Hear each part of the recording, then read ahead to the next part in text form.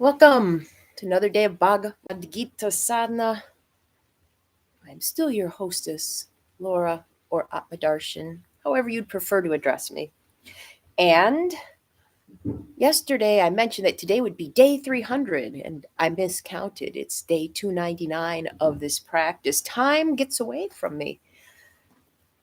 And that's going to be the subject of today, is one of the more famous verses of the Bhagavad Gita, although perhaps misquoted. And it is about time. It is raining today. It is too cold out for the tech. It's one of those days that time can really play tricks on you. I don't know if this has ever happened to you, but sometimes I'm up and I'm really ready early and I set up early and all of a sudden I realize, oh my gosh, time has run out. And some days I get up late and I rush through things and I get here and time is spacious. Time is a funny thing. And Krishna says that he is the embodiment of time. So this is a verse you've probably heard before in various forms. It's verse 32 of chapter 11.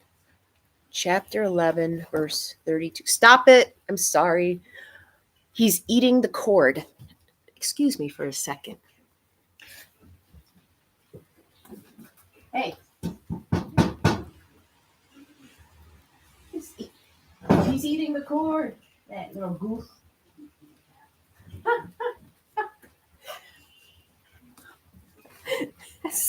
Sorry about that. The cat has ideas of what I should be doing with my time today, which don't include this, and he was trying to eat through the Ethernet connection, which would have caused havoc. So thank you for your patience, taking your time. Okay, so 1132, Krishna is describing himself with a capital S, self. And he says, I am time grown old, the destroyer of worlds, come forth to annihilate all of these realms.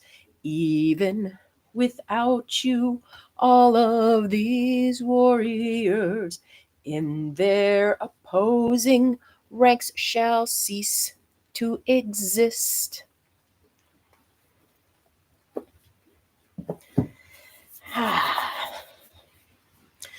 So for me, this verse expresses one of the big conundrums of life in general and spiritual life in particular. In the Bhagavad Gita, Arjun has to fight in a civil war. That's his job. He's a warrior prince, and it's his duty to fight. And this fight involves killing off people he knows and loves. And Krishna is urging him to fight. Arjun's like, I don't want to do it. And Krishna says, you have to do it. It's your duty. Do it, do it, do it, do it. Although what Krishna ultimately ends up doing is showing Arjun how Arjun can reach this decision himself. Okay, Krishna is supporting him in finding the best solution for Arjun, which, since Arjun is a man of action, would involve doing it, doing it, doing it. And yet he says, even if you don't fight, time is going to destroy everybody here. And this leads us to this true question, one of the biggest questions of samatvam, finding equanimity. Do I make the effort or do I surrender? We could phrase it many different ways. Do I try? Do I not try? Do I try? Do I give up? It can also be expressed in free will versus fate. Am I choosing to do it, or is it just going to happen anyway, whether I choose to or not? So many ways we can think of this. And this is something we all have to find out and figure out for ourselves. It's actually, since we're talking about equanimity as being in the middle, it is a balancing act. We have to determine for ourselves. I mean, we may have Krishnas around us going, do it, do it, do it, but ultimately helping us realize that we're the only one that can make the decision. Are we people of action? Are we not? I mean, this can even relate to the whole idea of, is it nature or nurture? Are people just the way they are, or can environment and self-effort make any difference? And well, I can't tell you. The idea is you figure out for yourself what the balance is, where you need to exert effort and where you need to let go. You can see this physically in asana. How much do I try in asana? Or in meditation, how much do I meditate? And how much do I just let it happen? Well, we'll try both. We'll try some asana and we'll try some contemplation. Let's see. That should do it.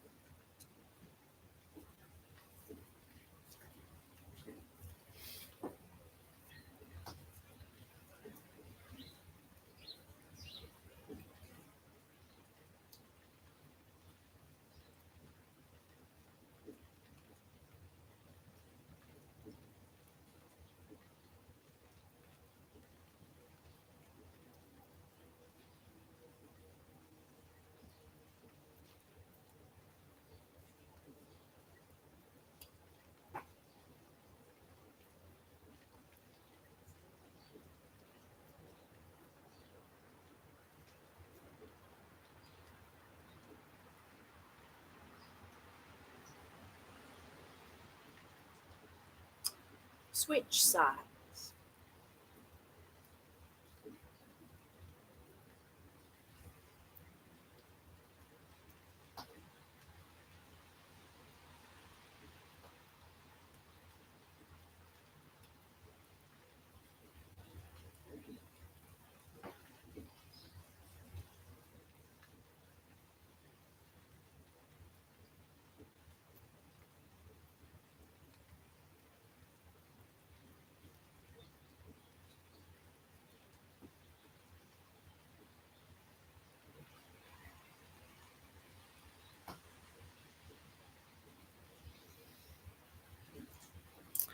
Now the contemplation part.